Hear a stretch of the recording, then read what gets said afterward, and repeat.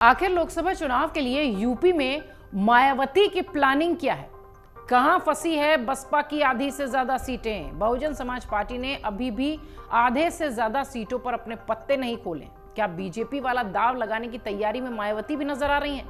क्या दूसरे दलों के मेहनती उम्मीदवारों पर दाव लगा सकती है मायावती?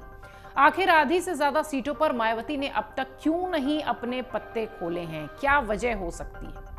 लोकसभा चुनाव के पहले चरण की वोटिंग की तारीख नजदीक आती जा रही है। ज्यादातर सभी राजनीतिक दलों ने अपने अपने प्रत्याशी मैदान में उतार दिए हैं, लेकिन उत्तर प्रदेश में बहुजन समाज पार्टी ने अभी भी आधे से ज्यादा सीटों पर अपने पत्ते नहीं खोले। ऐन मौके पर टिकट देने वाली भारतीय जनता पार्टी ने इस बार बहुजन समाज पार्टी को पीछे छोड़ते हुए सबसे पहले सबसे ज्यादा टिकट घोषित कर दिए।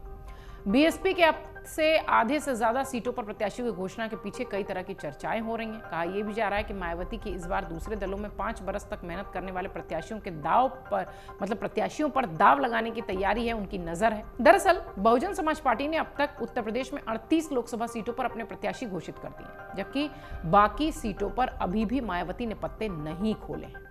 बहुजन समाज पार्टी से जुड़े सूत्रों का कहना है कि मायावती ने पहले से लोकसभा प्रभारियों के साथ साथ जोनल कोऑर्डिनेटर की जिम्मेदारियां भी अपने कैडर के लोगों को दे दी है। इनमें भी लोकसभा के प्रत्याशियों का चयन होकर घोषणा होना बाकी थी, लेकिन इसे लेकर पार्टी के भीतर कई तरह के असमंजस वाली स्थितियां पैदा हो गई। पार्टी से ताल्लुक रखने वाले वरिष्ठ नेताओं के मुताबिक अलग अलग सीटों पर कुछ नाम मायावती के पास पहुंचे हैं, जिसे उन्होंने खारिज कर दिया।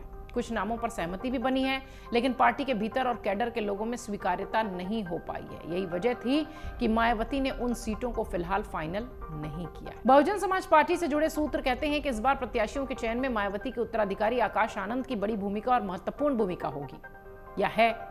हालांकि आकाश आनंद सीटों के मामले में तो कोई दखल नहीं दे रहे हैं, लेकिन मायावती अपने उत्तराधिकारी आकाश आनंद को सीटों के बंटवारे वाले फैसले में अपने साथ जरूर रख रही हैं। बहुजन समाज पार्टी के पूर्व जोनल कोऑर्डिनेटर रहे बाबूलाल चौधरी कहते हैं कि मायावती हमेशा से अपने प्रत्याशियों के चयन में हर बात को बहुत बारीकी से ऑब्जर्व करके, अध्ययन करके तब उनका चयन करती हैं। क्योंकि इस बार आकाश आनंद इस भूमिका में है या महत्वपूर्ण भूमिका में है, इसलिए ये माना जा रहा है कि सभी सीटों पर जमकर स्क्रीनिंग हो रही है। इसके अलावा सियासी तौर पर उन सभी गुणा गणित का भी आकलन हो रहा है जो कि जिताऊ प्रत्याशी के लिए आवश्यक होता है। यूपी के वरिष्ठ राजनीतिक जानकार कहते हैं कि ये जरूर है कि मायावती ने इस बार अपने प्रत्याशियों की घोषणा में देरी जरूर की है, लेकिन वो किसी और सियासी दाव की जुगत में है, ऐसा सियासी गलियारों में कहा जा रहा है। चर्चा हो रही है मायावती को लेकर। कई राजनीतिक विश्लेषकों का मानना है कि यह सियासी दाव बिल्कुल भारतीय जनता पार्टी जैसा हो सकता है। जैसे कि बीजेपी जिताऊ प्रत्याशी पर भरोसा करती है, भले ही वो किसी भी पार्टी से हो, उसे टिकट देकर चुनावी मैदान में बीजेपी उतार देती है। इस बार बहुजन समाज पार्टी कुछ इसी तरीके के सियासी दाव को लगाने में जुटी है।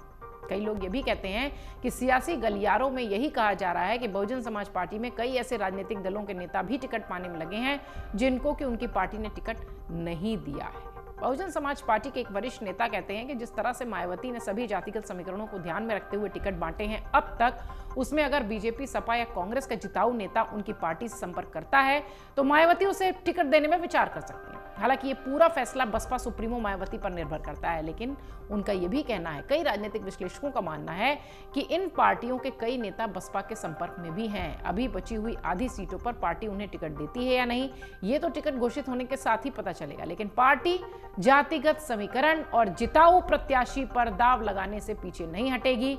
मायावती के लिए कहा जा रहा है कि वो ये जो पूरा दाव है ये बीजेपी के हिसाब से कर रही हैं और शायद इसीलिए बीजेपी की तरह ही ये जिताऊ उम्मीदवार पर भरोसा कर रही हैं और आधे से ज्यादा जो टिकटधारी हैं उनका ऐलान अब तक नहीं हुआ है बीएसपी ने अभी तक, जबकि चुनाव नजदीक है, पहले चरण की वोटिंग आ रही है और इस पर भी बीएसपी के आधे से ज्यादा प्रत्याशी अभी तक घोषित नहीं हुए हैं। देखना यह है कि मायावती का ये गेम प्लान उनके लिए कितना फायदेमंद होता है। अगर आप ये वीडियो YouTube पर देख रहे हैं तो हमारे चैनल को सब्सक्राइब करें और बेल आइकन को दबाना ना भूलें। अगर आप Facebook पर ये वीडियो देख रहे हैं तो हमारे पेज को लाइक करें।